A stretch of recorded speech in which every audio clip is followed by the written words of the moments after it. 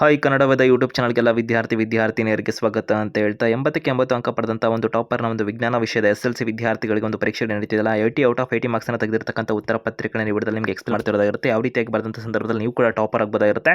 ಟಾಪರ್ಸ್ಗಳು ಯಾವ ರೀತಿಯಾಗಿ ಬರೀತಾರೆ, ನೀವು ಯಾವ ರೀತಿಯಾಗಿ ಬರೀತಿದ್ದೀರಾ ಇದನ್ನು ನೋಡ್ಕೊಳ್ಳೋದ್ರ ಮುಖಾಂತರ ತಿಳ್ಕೊಬೋದಾಗಿರುತ್ತೆ. ಸೊ ಕಂಪ್ಲೀಟ್ ಮಾಹಿತಿ ನೋಡೋದ್ರಲ್ಲಿ ತಿಳ್ಕೊಂತೀರಿ ಯಾವ ರೀತಿ ಬರೀಬೇಕು ಏನು ಅನ್ನೋದಕ್ಕೆ ಸಂಬಂಧಪಟ್ಟಂತೆ ಹೆಚ್ಚು ಅಪ್ಡೇಟ್ಸ್ ಇನ್ಫಾರ್ಮೇಷನ್ಗೆ ಕನ್ನಡವಾದ ಯೂಟ್ಯೂಬ್ ಚಾನಲ್ಗೆ ಸಬ್ಸ್ಕ್ರೈಬ್ ಆಗಿಲ್ಲ ಅಂದ್ರೆ ಆಗ್ಬೋದು, ಬೆಲ್ ಐಕಾನ್ ಕ್ಲಿಕ್ ಮಾಡ್ಬೋದು. ಸೊ ಇದಾಗಿರ್ಬೋದು ಪಾಸಿಂಗ್ ಪ್ಯಾಕೇಜ್ ಆಗಿರ್ಬೋದು, ವಿದ್ಯಾರ್ಥಿಗಳು ಡಿಸ್ಕ್ರಿಪ್ಷನ್ಲಿ ಕನ್ನಡದ ಅಫಿಷಿಯಲ್ ವೆಬ್ಸೈಟ್ ಏನಿದೆಯಲ್ಲ ಸೊ ಮುಖಾಂತರ ವಿದ್ಯಾರ್ಥಿಗಳಿಗೆ ಸರ್ಚ್ ಮಾಡೋದ್ರ ಮುಖಾಂತರ ಗೂಗಲ್ ಅಥವಾ ನಾವು ಒಂದು ಲಿಂಕ್ ಕೂಡ ಕೊಟ್ಟಿರುತ್ತೆ ಕಾಮೆಂಟ್ ಬಾಕ್ಸಲ್ಲಿ ಕೂಡ.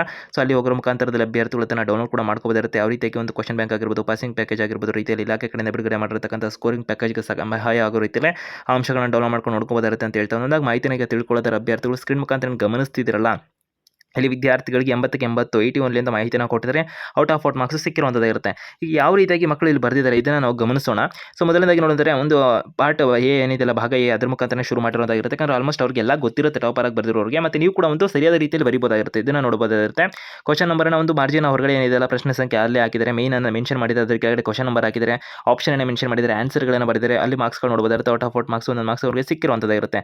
ಮತ್ತು ರಿವ್ಯೂವರ್ ಕೂಡ ಚೆಕ್ ಮಾಡಿದ್ದಾರೆ, ಗ್ರೀನ್ ಅಲ್ಲಿ ಅವರಿಗೆ ಒಂದು ಮೇನೋ ಮೆನ್ಷನ್ ಆಗಿರೋದಾಗಿರುತ್ತೆ, ಗ್ರೀನ್ ಪೆನ್ ಕೂಡ ಗಮನಿಸಬಹುದಾಗಿರುತ್ತೆ. ಆ ಕಾರಣಕ್ಕೆ 80 ಔಟ್ ಆಫ್ 80 ಬಂದರೆ ಈಸಿಯಾಗಿ ಅದನ್ನು ಮೆನ್ಷನ್ ಮಾಡದೇ ಇರುತ್ತೆ, ಅಂದರೆ ಹಾಲಮೋಗಿ ಅಪ್ ಡೌನ್ ಮಾಡೋದಿಲ್ಲ. ಸೊ ಆ ಕಾರಣಕ್ಕೆ ಅಭ್ಯರ್ಥಿಗಳಿಗೆ ಸೊ ರಿವ್ಯೂವರ್ ಕೂಡ ಇಲ್ಲಿ ಚೆಕ್ ಮಾಡಿ ಮಾರ್ಕ್ಸನ್ನು ಕೊಟ್ಟಿರೋಂಥದ್ದಾಗಿರುತ್ತೆ. ಔಟ್ ಆಫ್ 40 ಓಕೆ ಮಾಡಿರೋದಾಗಿರುತ್ತೆ. ನಂತರದಲ್ಲಿ ನೋಡಿದರೆ ಇಲ್ಲಿ ಅಭ್ಯರ್ಥಿಗೆ ಸೆಕೆಂಡ್ ಮೇರನ್ನು ಯಾವ ರೀತಿಯಾಗಿ ಬರೆದಿರೋ ನೋಡಬಹುದಿರುತ್ತೆ. ಎಲ್ಲ ಪ್ರಶ್ನೆಗಳು ದೀರ್ಘವಾದ ಆನ್ಸರನ್ನು ಬರೆದಿಲ್ಲ, ಯಾವ ಪ್ರಶ್ನೆಗೆ ಆನ್ಸರ್ ಇರುತ್ತೆ ಅದನ್ನು ಬರೆದಿದ್ದಾರೆ. ಮತ್ತು ಅಲ್ಲಿ ಹೈಲೈಟ್ ಕೂಡ ಅಂಡರ್ಲೈನ್ ಕೂಡ ಮಾಡಿದರೆ ಗಮನಿಸಬಹುದಾಗಿರುತ್ತೆ.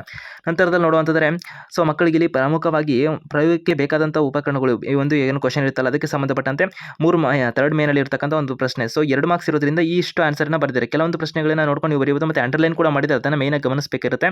ಸೊ ಇಲ್ಲಿ ನೋಡಬಹುದಾಗಿರುತ್ತೆ ಒಂದು ವ್ಯತ್ಯಾಸಗಳು ಹೇಳಿದಂಥ ಸಂದರ್ಭದಲ್ಲಿ ಯಾವ ರೀತಿಯಾಗಿ ಬರೆದಿದ್ದಾರೆ, ಮತ್ತು ಮೇನಾಗಿ ಅಂಡರ್ಲೈನ್ ಕೂಡ ಮಾಡಿರೋದನ್ನು ಗಮನಿಸಬಹುದಾಗಿರುತ್ತೆ. ಯಾಕಂದರೆ ಅವ್ರಿಗೆ ಅಂಡರ್ಲೈನ್ ಮಾಡಿದಾಗ ಇವೆಲ್ಲ ಬಿಟ್ಟರೆ ಬೇಗ ಗೊತ್ತಾಗ್ಬಿಡುತ್ತೆ ಇಲ್ಲಿ ಏನಿದೆ. ಸೊ ಇಲ್ಲಿ ನೋಡಬಹುದಾಗಿರುತ್ತೆ ನಿಮ್ಮ ನಮ್ಮ ಹೆಸರು ಅಂತ ಕೊಟ್ಟಿದ್ದಾರೆ, ಪಿ ನಮ್ಮ ಹೆಸರು ಅಂಡರ್ಲೈನ್ ಮಾಡಿದ್ದಾರೆ. ಸೊ ಕೆಳಗಡೆ ಅವ್ರು ಏನು ಬರೆದ್ರು ಕೂಡ ಅಂಡರ್ಲೈನ್ ಮಾಡಿದಾಗ ಸೊ ಮೇನ್ ಬೇಕಿರೋ ಆನ್ಸರ್ ಅಲ್ವಾ ಅಂತ ಮಾರ್ಕ್ಸ್ ಕೊಡುವಂಥ ಸಾಧ್ಯತೆ ಜಾಸ್ತಿ ಇರುತ್ತೆ. ಮತ್ತು 4ನೇ ಮೇನ್ ನೋಡಬಹುದಾಗಿರುತ್ತೆ ಯಾವ ರೀತಿಯಾಗಿ ಬರ್ಕೊಂಡು ಹೋಗಿದ್ದಾರೆ, ಮತ್ತು ಅಲ್ಲಿ ಡಯಾಗ್ರಾಮ್ಗಳು ಬಂದಂಥ ಸಂದರ್ಭದಲ್ಲಿ ಆಗಿರ್ಬೋದು, ವ್ಯತ್ಯಾಸಗಳಾಗಿರ್ಬೋದು, ಆನ್ಸರ್ಗಳನ್ನಾಗಿರ್ಬೋದು ಯಾವ ರೀತಿಯಾಗಿ ಬರೆದಿದ್ದಾರೆ. ನಂತರದಲ್ಲಿ ಒಂದು ಲೆಕ್ಕಗಳು ಬಂದಂಥ ಸಂದರ್ಭದಲ್ಲಿ ಯಾವ ರೀತಿಯಾಗಿ ಆನ್ಸರ್ ಮಾಡಿದ್ದಾರೆ. ಭಾಗ ಬಿ ಅನ್ನು ಕೂಡ ಗಮನಿಸ್ತಾ ಇದ್ದೀರಾ. ಔಟ್ ಆಫ್ 40 ಮಾರ್ಕ್ಸ್ಗಳು ಯಾವ ರೀತಿಯಾಗಿ ಸಿಕ್ಕಿದೆ ಅಂದರೆ ಮೇನ್ ಆಗಿ ಅವರಿಗೆ ಆನ್ಸರ್ ಪರ್ಫೆಕ್ಟಾಗಿ ಬರೆದಿರಬೇಕಿರುತ್ತೆ. ನಂತರದಲ್ಲಿ ಒಂದು ಸ್ಟೆಪ್ ಬೈ ಸ್ಟೆಪ್ ಅಲ್ಲಿ ಬರೆದಿರಬೇಕಿರುತ್ತೆ. ನಂತರ ಒಂದು ಅಂಡರ್ಲೈನ್ ಮಾಡುವಂಥದ್ದು ಇರುತ್ತೆ ಮೇನ್ ಪಾಯಿಂಟ್ಸ್ಗಳಿಗೆ.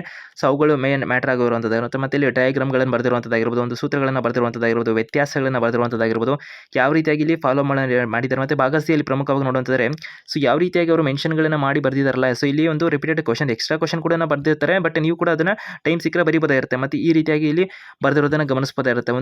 ಒಂದು ಚಿತ್ರಗಳನ್ನು ಬರೆದಿರುವಂಥದ್ದಾಗಿರ್ಬೋದು, ಯಾವ ರೀತಿಯಾಗಿ ಬರೆದಿದ್ದಾರೆ, ಮತ್ತು ಸಮಯನ ಆಗಿರ್ಬೋದು, ಅಂಡರ್ಲೈನ್ ಮಾಡಿರ್ತಕ್ಕಂಥ ಒಂದು ಪ್ರಶ್ನೆಗಳನ್ನಾಗಿರ್ಬೋದು, ಆನ್ಸರ್ಗಳನ್ನಾಗಿರ್ಬೋದು, ಇವುಗಳ ಮುಖಾಂತರ ಬರೆದಂಥ ಸಂದರ್ಭದಲ್ಲಿ ಔಟ್ ಆಫ್ 40 ಅಂತಕ್ಕಂಥದ್ದು ಸಿಗುವಂಥದ್ದು ಇರುತ್ತೆ. ಆ ಕಾರಣಕ್ಕೆ ಅಭ್ಯರ್ಥಿಗಳಿಗೆ ತಿಳಿಸ್ತಾ ಇರೋದೇನೆಂದರೆ ಒಂದು ಅಂದರೆ ವಿದ್ಯಾರ್ಥಿಗಳೇನು ಬರೀತಿರಲ್ಲ ಸೊ ಒಂದು ಮಾರ್ಕ್ಸ್ಗಳಿಗೆ ಸಂಬಂಧಪಟ್ಟಂತೆ ಗಮನದಲ್ಲಿ ಇಟ್ಕೊಂಡು ಎಷ್ಟು ಆನ್ಸರ್ ಬೇಕು ಏನು ಎತ್ತ ಅನ್ನೋದಕ್ಕೆ ಸಂಬಂಧಪಟ್ಟಂತೆ ಬರಬಹುದಾಗಿರುತ್ತೆ. ಪ್ರಮುಖವಾಗಿ ಹೇಳ್ತಿರೋದು ಇವುಗಳನ್ನು ನೀವು ಗಮನಿಸಿ.